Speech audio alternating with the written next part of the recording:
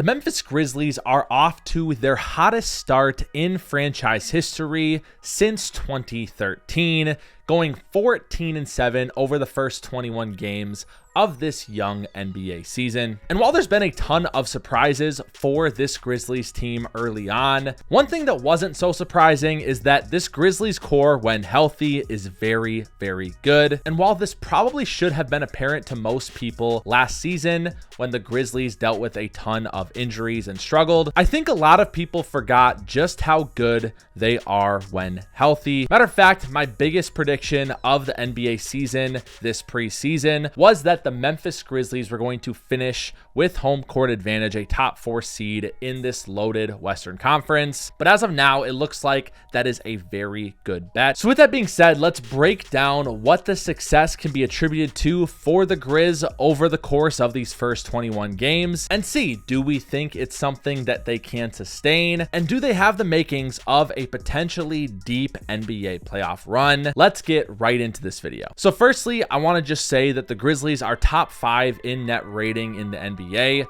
with an offense that is averaging the most points per game. They have the 4th best offensive rating, the 6th best defensive. And if we remember just a short 2 and 3 years ago, they were the 2nd seed in the West in consecutive seasons. These net ratings early on look eerily similar. They were 5th in net rating back in 2021-2022 with the 5th overall offense, the 6th defense, actually exactly what they are now when they won 56 games. And then in 2022-2023, they were 4th in net rating with the 3rd best defensive rating in the league and the 11th offensively. And so we know just by that right there that the Grizzlies have been playing legit basketball to start this season. But before we get into exactly why that success has occurred, I first want to just say we really need to take a look at last year's Grizzlies team to appreciate this year's. They went 27-55, and obviously everyone knows Ja Morant only played 9 games in that season, but the discourse around the Grizzlies last year didn't really seem to point those things out. Matter of fact, Desmond Bane played just 40 games. Also, Marcus Smart played only 20. And it felt like everyone was writing them off, like they didn't just do what they had done the past 2 years and everything was decimated by injuries this year. Maybe it wasn't that. Maybe people just weren't paying attention to them because they weren't good. But if you were paying attention, you would have seen that depth that they established last year with a lot of those players out are some of the guys that are playing pretty key roles this year. I think the funniest thing about the Grizzlies is that even though they're off to this 14-7 start, which is the best start, like I mentioned, since 2013, they've also had the most missed games due to injury in the entire NBA this year as well. Matter of fact, Ja Morant's only played in 10 games this year of those 21. Ja and Desmond Bane have only played in 6 games together this season. Marcus Smart's only played in 10 games. Zach Edey's only played in 14. But with that being said, it has not mattered. And it hasn't mattered because the Grizzlies are one of the deepest teams in the league. Matter of fact, I want to quickly go through their entire roster just so you can appreciate how overwhelmed that Taylor Jenkins must feel on a night-to-night basis having to choose who plays and who doesn't, because it is incredibly hard. Matter of fact, nobody on the Grizzlies plays more than 30 minutes per game, making them just one of 2 teams in the NBA that do so. The Golden State Warriors being the other one. Steph Curry's playing just 29.9 minutes per game. But let's go down this list. You have Jaren Jackson Jr., one of the only healthy Grizzly core guys that played a ton last year. You have Santi Aldama, who is a very underrated role player. Of course, we know Ja Morant and Desmond Bane. You have Jalen Wells, a rookie that was drafted 39th overall, who now is like, I think, 3rd on the NBA rookie ladder and 5th overall in the Rookie of the Year award. He has been probably the surprise, definitely the surprise of the season for the Memphis Grizzlies and one of the biggest surprises in the NBA overall this season, averaging 12.2 points per game, shooting 39% from 3. You have Scottie Pippen Jr., who's also been really good off the bench this year, started in about half the games as well. You have Jake LaRavia, who I feel like either plays a lot or doesn't play at all because of how deep this is. You have Luke Kennard, who's shooting 40% from 3 this year. Marcus Smart only playing 20 minutes a game right now at 30 years old, played in just 10 games. Zach Edey only playing playing 20 minutes a game right now. Brandon Clark, who we'll see his advanced stats are insane this year, playing just 17 minutes per game.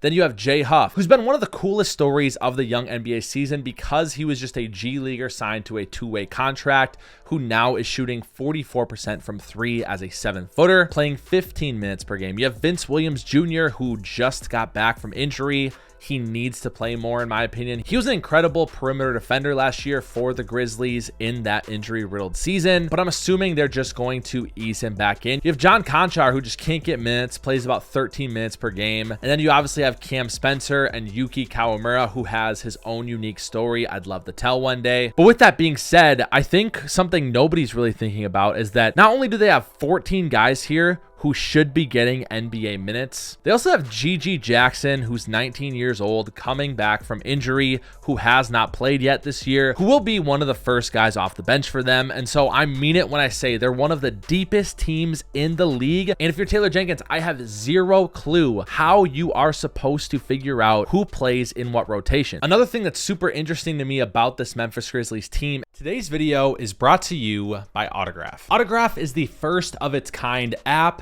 that rewards your fandom for your favorite NBA teams. The way it works is it curates a feed inside the app of your favorite creators from your favorite NBA team.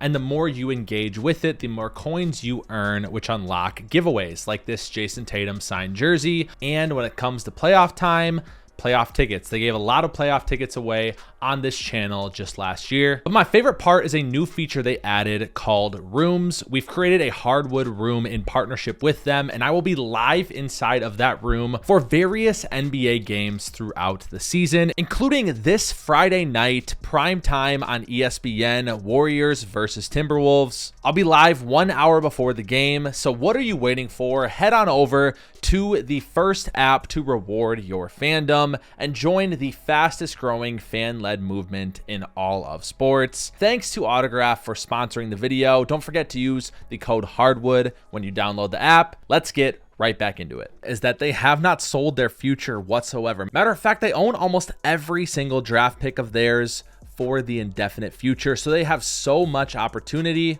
And so I just have to say, huge shout out to their GM, Zach Kleiman.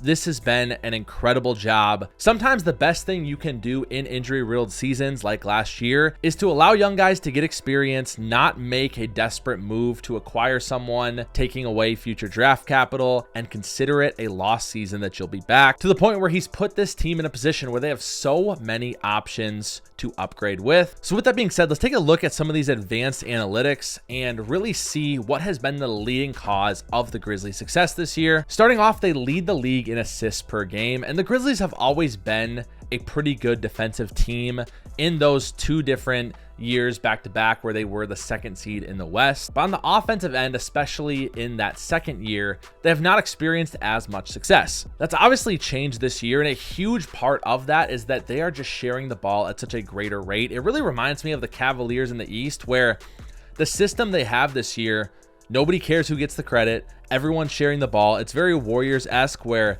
the movement is just constant. They're leading the league in assists per game, and they're doing so still with guys like Marcus Smart, Ja, and Desmond Bane not playing in a majority of games this year. I think the thing that nobody is talking about that may be the most interesting part about this Grizzlies team is Ja Morant's concerted effort on the defensive end this year. Matter of fact, let's make things really simple and just look at dunksandthrees.com, taking a look at his estimated plus minus over the course of his career. So as we can see here, his entire career, Ja's always been an elite offensive player. We know that about him. Even with his shooting limitations, he's always been an elite offensive player. However, look at the progression on defense. It's actually kind of a linear progression with a noticeable bump this season. In an article written by DeMichael Cole, Taylor Jenkins took note of that precisely, saying, "I think this is the best that I've seen Ja in his 6 seasons in the NBA, where it's every single night for the most part. He's given great effort in one-on-one defense." Marcus Smart also said, "You can't pick on him. When you got a guy with his offensive skill being able to bring that same skill on the defensive end and that intensity, it spooks other teams. We love it." And if you remember correctly, in the playoffs, this is something that Ja has had to fight against teams picking on him, teams hunting him, switching him onto ball screens, trying to hide him in the corner. That was an issue for these Memphis Grizzlies teams in the playoffs. Ja keeps this up. That is a huge limiting factor that just got checked off the box of weaknesses for this Grizzlies team. And the Grizzlies also have a way better defensive rating with Ja on the court than him off. This has easily been Ja's best defensive season of his career, and his passing has continued to take a step forward this year as well. His playmaking, he's tied for third in the NBA in assists at 9.1 per game, which is a career high for him. What's interesting about that to me is there's a couple key guys not even shooting that great to start the year. Matter of fact, Desmond Bane has been shooting it pretty awful to start, shooting just 31.1% from three, when his career average has been 41%. That's absolutely going up. It's only going to open up the floor even more for these Memphis Grizzlies. And then you also have Santi Aldama, who has only shot 32% from three when he shot more like 35% over the past couple years. If we take a look at cleaning the glass, you'll see that they absolutely love Brandon Clark's emergence back into this roster. As we said earlier, I believe he tore his Achilles in the NBA playoff series versus the Wolves in 2023. However, the advanced analytics love him on the defensive end this year for the Grizzlies. And if you watch some of this film, you'll see why. He's in the 99th percentile in points per possession defensively when he is on the floor at minus 15.2, with an effective field goal percentage of the opposing team with him on the floor of minus 7.7%. And that's a funny thing about this Memphis Grizzlies team. It really feels like everyone has different roles. Like as we go through cleaning the glass here, you'll see Jake LaRavia is doing incredibly on the offensive end, but then defensively he's average. You have Ja Morant, who's actually pretty good on both sides of it. You have Luke Kennard, who has been incredible offensively to start this year as well. Again, small sample sizes, and then bad on the defensive end. Jaren Jackson Jr., not great offensively to start the year. Incredible on the defensive end as well, in the 98th and 97th percentile. Then you have a guy like Jay Huff, who has been incredible offensively and in the first percentile defensively. And so that's the thing with this Grizzlies team is you're gonna have to figure out what works and what doesn't, what lineup combinations work, and of course they're gonna have the time to do that over the next 20 to 30 games. However, I think what it's gonna come down to for the Grizzlies is how can you take a couple of your pieces that you know are not going to be playing 20 plus minutes per game, maybe a LaRavia, maybe Luke Kennard, maybe Santi Aldama. Don't hate me, Grizzlies fans. I know y'all love him, but how can you package some of these players together plus a couple of your picks for some type of upgrade so that you can consolidate some of that roster space? Of course, it's an incredible problem to have, but at some point when you have such talented guys as your 12th, 13th, 14th, 15th guys, they're just wasting space and wasting value on your roster on the bench when they could be playing as maybe 7th, 8th, 9th men on other NBA teams. So with that being said, that's something the Grizzlies will have to figure out, I believe, at the trade deadline, because GG Jackson's coming back. That adds another guy in this pecking order who's probably going to be 6th, 7th man. Zach Edey is coming back.